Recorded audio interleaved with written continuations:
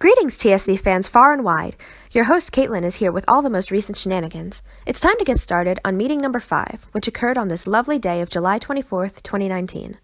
Our attendance took another dip this week, down to just 3 people, but that's no big problem for us. It was interesting to see how things went with such a small number this time around. The dynamic is definitely different than with a large group. Far less chaotic to say the least, but no less fun. This 5th meeting also means that we've closed in on the halfway point for this project. I'm excited for the future and hope it goes just as well as it has so far. I hope you'll continue to stick with us. Today's story is an old-fashioned classic. We're venturing into the world of quaint little countryside villages and piglets in petticoats with Beatrix Potter. This English author has been an essential figurehead in children's literature for over a century, and it's amazing how we still read her stories today just as they appeared back then. I loved these stories with an extra special fascination when I was little. I think it was how different they sounded due to their age. I read nearly all of them, with my favorites being the ones about cats. However, the story I read today is about a rabbit. Peter Rabbit, to be precise.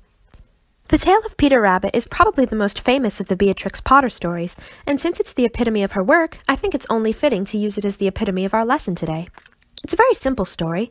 Mischievous Peter goes into the garden where he isn't supposed to go, and after escaping, he's learned his lesson. Why would I read such a simple story?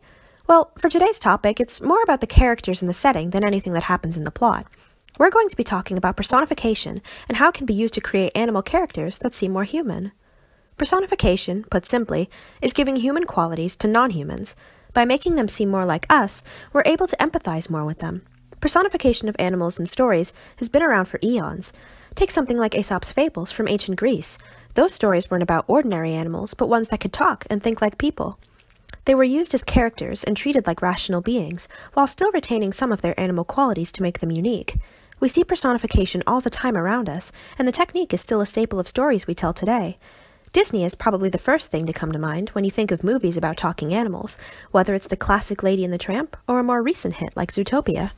The animals not only have more human features like bigger eyes, but often they can talk, use technology, and stand on 2 legs like humans as opposed to 4.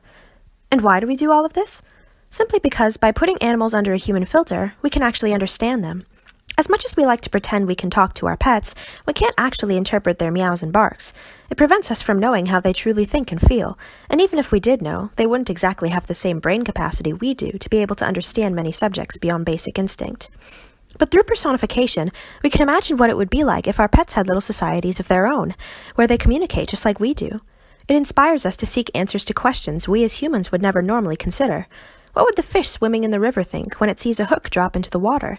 Would a tiger hunt for sport as well as food?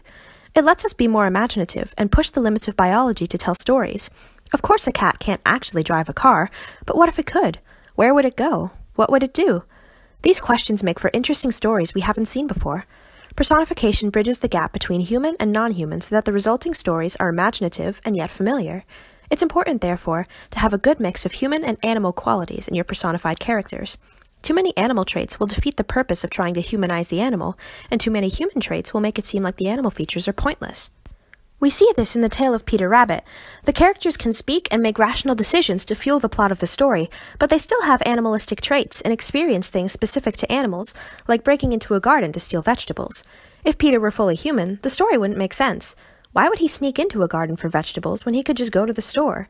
If he were fully rabbit, it also wouldn't make sense for him to care about things like wearing clothes, or moral concepts like how getting into mischief is wrong. This was something the TSC kids pointed out during our discussion, which I was very happy with.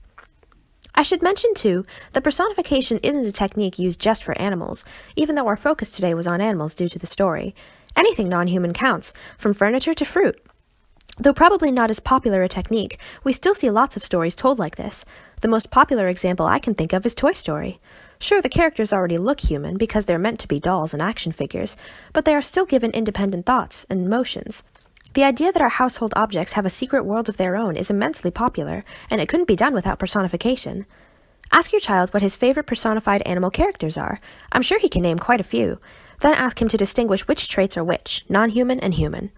During our discussion, the TSC gang came up with a great list of each, which can be found on my website. You can also ask questions about personification like, why do we read stories about animal characters, even though we don't know what it's like to be an animal? Why would an author make a character an animal? As you can see from all our ideas, our TSC discussion went well today. Our activity was a fun one. Pick an animal out of a hat and personify it into a more relatable character. We got awesome results, like firefighter dogs and superhero pigs. Everyone was well on board with the concept of personification, giving the animals traits like fancy clothes and speech bubbles. Go see what they looked like on my website. To try this at home, ask your child to personify his favorite animal. What are its hobbies and favorite things? Remember that it should still act somewhat like an animal. If you personified a lion, its favorite food might still be meat, but maybe on top of a pizza instead. For our writing segment, the word of the day was rapscallion, a troublemaker like Peter, and the prompt was to write a story about an animal that can talk to humans. We got some great stories and even better surveys. Perfect scores all around. Our cozy little group of 3 had a great time today, and I hope you viewers enjoyed the video too. See you next week.